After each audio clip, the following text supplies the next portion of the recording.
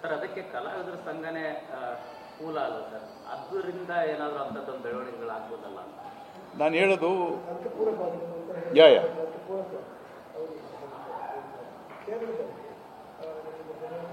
Sir, ನಾನು ಇನ್ನೊಂದು ಆಮೇಲೆ ಮಾತಾಡ್ತೀನಿ ಕೇರಳ ಬಗ್ಗೆ. ಈ ಪೂಜೆ ಆಗುತ್ತೆ ಅನ್ನುವಂಥ ವಿಚಾರ ನೀವು ಇಂಡಸ್ಟ್ರಿಯಲ್ಲಿ ಒಂದಷ್ಟು ಜನಕ್ಕೆ ಆಹ್ವಾನ ಕೊಟ್ಟಾಗ ಒಂದು ವಿಚಾರ ಗಾಳಿ ಕೇಳಿ ಬಂದಿರುವಂಥದ್ದು. ಸೊ ಇಷ್ಟು ದಿನ ಸಾಕಷ್ಟು ವರ್ಷಗಳಿಂದ ಚಿತ್ರರಂಗಕ್ಕೆ ಇವಾಗ ಸಮಸ್ಯೆ ಅಲ್ಲ, ಒಂದು 2-3 ತಿಂಗಳಿಂದ, ಒಂದು 4-5 ವರ್ಷಗಳಿಂದ ಸಮಸ್ಯೆ ಇದೆ. ನೀವು ಹೇಳಿದ್ರೆ ಕೋವಿಡ್ ಇರ್ಬೋದು, ಸಾಲು ನಟರ ಸಾವುಗಳು, ಈ ಸಮಸ್ಯೆ ಇದ್ದಂಥ ಸಂದರ್ಭದಲ್ಲಿ ಸುಮ್ಮನೆ ಕಲಾವಿದರ ಸಂಘ ಈಗ ಯಾಕೆ ಪೂಜೆ ಮಾಡ್ತಿದ್ದಾರೆ? ದರ್ಶನ್ ಅವರು ಜೈಲಿಗೆ ಹೋದ ನಂತರ ಅವರಿಗಾಗಿ ಏನಾದರೂ ಚಿತ್ರರಂಗದ ನೆಪದಲ್ಲಿ ಪೂಜೆ ಮಾಡ್ತಿದ್ದಾರಾ ಅನ್ನುವಂಥ ಮಾತು ಕೇಳಿ ಬಂದಿದೆ. ಈ ಆರೋಪಕ್ಕೆ ಏನು ಹೇಳ್ತೀವಿ? ಇದು ಆರೋಪ ಅಂತ ನೀವು ಅಂದ್ಕೊಂಡ್ರೆ ನಂದಲ್ಲ ತಪ್ಪದು. ಫ್ರಾಂಕಾಗಿ ಹೇಳ್ತೀನಿ, ಈ ದರ್ಶನ್ ಅವ್ರಿಗೋಸ್ಕರ ಪೂಜೆ ಮಾಡಬೇಕು ಅಂದರೆ ನಾನೇ ಇವಾಗ ನನ್ನ ದರ್ಶನ್ಗೆ ಇಷ್ಟ ಇಲ್ಲ, ದರ್ಶನ್ ಅವ್ರ ಮೇಲೆ ನನಗಿರೋ ಅಭಿಪ್ರಾಯ ಇಲ್ಲ, ಅಭಿಮಾನಕ್ಕೋ ಏನೋ ನಾನು 100 ದೇವಸ್ಥಾನದಲ್ಲಿ ಪೂಜೆ ಮಾಡಿಸ್ತೀನಿ, ಇಲ್ಲೇ ಬಂದು ಪೂಜೆ ಮಾಡಬೇಕು ಅಂತ ನನಗೇನಿಲ್ಲ.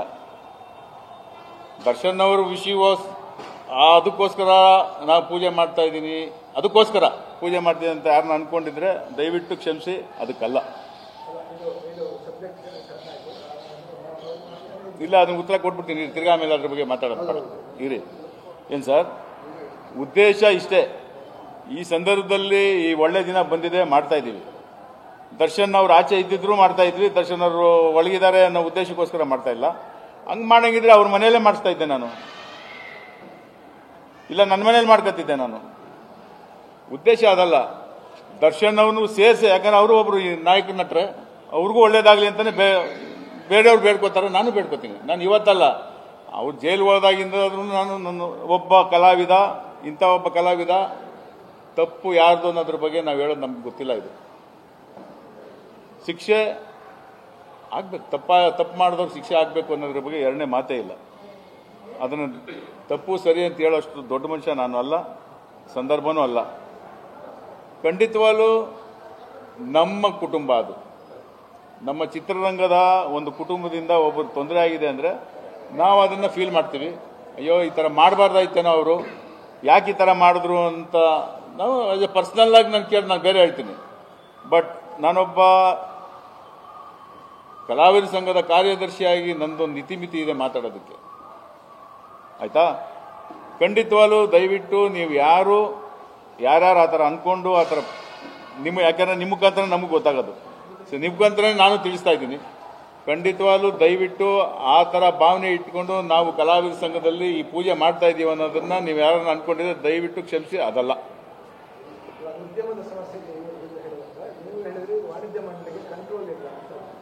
ವಾಣಿಜ್ಯ ಮಂಡಳಿಯಲ್ಲಿ ಕಂಟ್ರೋಲ್ ಇಲ್ಲ. ಹೌದು, ಅಫ್ಕೋರ್ಸ್. ಯಾ ಕರೆಕ್ಟ್.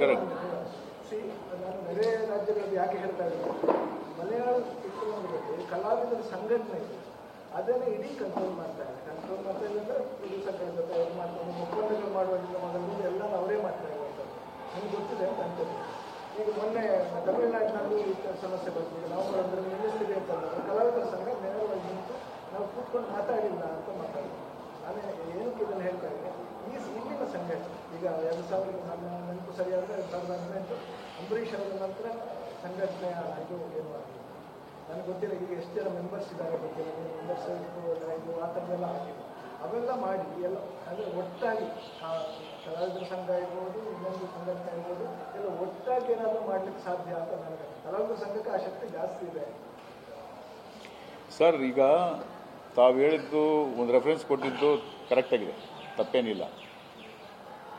ನಮ್ಮಿಂದ ಕಲ್ತಿದ್ದೆ ಅವರೆಲ್ಲ, ದಯವಿಟ್ಟು ಅರ್ಥ ಮಾಡ್ಕೊಳ್ಳಿ. ಬೇರೆ ರಾಜ್ಯದಲ್ಲಿ ನಮ್ಮಿಂದ ಕಲ್ತಿದ್ದೆ ಅವರೆಲ್ಲ. ಈಗ ಅವ್ರು ಎಲ್ಲರಿಗೂ ಅವ್ರ ಅದೃಷ್ಟಕ್ಕೆ ಅವರೆಲ್ಲ ಇಲ್ಲಿ 100 ವರ್ಷ ಚೆನ್ನಾಗಿರಲಿ. ಅವರೆಲ್ಲ ಅವರ ಇದ್ದಂಥ ನಾಯಕ ನಟರುಗಳಾಗ್ಬೋದು, ಹಿರಿಯರು ಎಲ್ಲರೂ ಬದುಕಿದ್ದಾರೆ, ಚೆನ್ನಾಗಿದ್ದಾರೆ, ಇನ್ನೂ 100 ವರ್ಷ ಚೆನ್ನಾಗಿರಲಿ. ಇಲ್ಲಿ ನಮ್ಮ ದುರಾದೃಷ್ಟ ನಾವು ಕಳ್ಕೊಂಡಿದ್ದೀವಿ. ಅವರೆಲ್ಲ ಇದ್ದಿದ್ರೆ ಈ ಥರ ಆಗ್ತಿತ್ತಾ ಹೇಳಿ, ನೀವೇ ಹೇಳಿ ಸರ್. ಅವರೆಲ್ಲ ಇದ್ದಿದ್ರೆ ಈ ಥರ ಆಗ್ತಿತ್ತಾ? ನಮ್ಮ ಪರಿಸ್ಥಿತಿ ಹಿಂಗಾಗೋದಾ? ಚಾನ್ಸ್ ಇಲ್ಲ. ಸೊ ನೀವು ಇನ್ನೊಂದು ಅದಕ್ಕೆ ಪೂರ್ವಕವಾಗಿ ಇನ್ನೊಂದು ಪ್ರಶ್ನೆ ಕೇಳಿದ್ರಿ. ನೀವೆಲ್ಲ ಕಲಾವಿದ ಸಂಘ ಮುಖ್ಯ ಅಂತ ಹೇಳಿದ್ರಿ. ಕಲಾವಿದ ಸಂಘ ಯಾವತ್ತಿಗೂ ಡಾಕ್ಟರ್ ರಾಜ್ಕುಮಾರ್ ಅವರು ಇದ್ದಾಗಲೂ ಮುಖ್ಯ ಕಲಾವಿದ ಸಂಘ ಅಂತ ಯಾವತ್ತೂ ಹೇಳಿಲ್ಲ. ಒಂದು ನಿಮಿಷ ಹೇಳ್ತೀನಿ ಸರ್. ನಾವು ಚಿತ್ರರಂಗ ನಮ್ಮ ಮದರ್ ಬಾಡಿ ಅದು ಕರ್ನಾಟಕ ಚಲನಚಿತ್ರ ವಾಣಿಜ್ಯ ಮಂಡಳಿ ಒಂದು ಮದರ್ ಬಾಡಿ. ನಮಗೇನಂದ್ರೆ ಅವ್ರು ಏನು ಮಾಡ್ತಾರೆ, ಅವ್ರಿಗೆ ಎಲ್ಲಿ ಅಲ್ಲೇ ಅನ್ನದಾತರು, ಡಿಸ್ಟ್ರಿಬ್ಯೂಟರ್, ಪ್ರೊಡ್ಯೂಸರ್, ಎಕ್ಸಿಬಿಟರ್ ಇರೋದು ಅಲ್ಲಿ. ಅವ್ರಿಗೆ ಕುಂದು ಕೊರತೆ ತೊಂದರೆ ಆದಾಗ ನಾವಿದ್ದೀವಿ ಅಂತ ದನಿ ಎತ್ತುತ್ತಾ ಇದ್ದಿದ್ದು ಕಲಾವಿದ ಸಂಘ ಡಾಕ್ಟರ್ ರಾಜ್ಕುಮಾರ್ ಅವರು. ಅಲ್ಲಿಂದ ಬರೋದು ಅಣ್ಣವರೇ ನಮ್ಗೆ ಹಿಂಗಾಗಿದೆ ಹಿಂಗಾಗಿದೆ ಹಿಂಗಾಗಿದೆ ಅಂದರೆ ಅವರು ಅರ್ಥ ಮಾಡಿಕೊಂಡು ಅಮ್ಮನ ಹತ್ರ ಮಾತಾಡಿ ಅವಾಗ ಯಾವ ರೀತಿ ಇದನ್ನು ಹೆಜ್ಜೆ ಇಡಬೇಕು ಮುಂದಕ್ಕೆ ಅನ್ನೋದನ್ನ ಅವ್ರು ಮಾಡ್ತಾ ಇದ್ರು. ಅವ್ರ ಹೆಜ್ಜೆ ಇಟ್ಟ ಮೇಲೆ ಎಲ್ಲರೂ ಹಿಂದೆ ಬರ್ತಾ ಇದ್ವಿ, ಎಲ್ಲರೂ ಎಂಟೈರ್ ಇಂಡಸ್ಟ್ರಿ ಇರೋದು. ಅರ್ಥ ಆಯ್ತಲ್ಲ, ನೀವು ನೋಡದಿರೋದೇನಿಲ್ಲ. ಸೊ ಇವತ್ತೂ ಬರುತ್ತೆ, ಇವತ್ತು ಆಗುತ್ತೆ, ಇಲ್ಲ ಅಂತ ಹೇಳಿಲ್ಲ. ಒಂದು ಅರ್ಥ ಮಾಡ್ಕೊಳ್ಳಿ, ಇವತ್ತು ಬರೀ ಕಲಾವಿದ್ರ ಮೇಲೆ ಬ್ಲೇಮ್ ಹಾಕೋದಲ್ಲ, ಬ್ಲೇಮ್ ಅಲ್ಲ, ಪಾಯಿಂಟ್ ಮಾಡೋದಲ್ಲ. Sorry, I am very sorry. Blame ಅನ್ನೋದು ನಾನು ತಪ್ಪಾಗಿ ಯೂಸ್ ಮಾಡ್ತಾ ಇದ್ದೀನಿ. ಪಾಯಿಂಟ್ ಮಾಡೋದು ಬೇಡ ಅಂತ ಹೇಳ್ತಾ ಇದ್ದೀನಿ. ಕಲಾವಿದ್ರ ಮೇಲೆ ಪಾಯಿಂಟ್ ಮಾಡೋದು ಬೇಡ.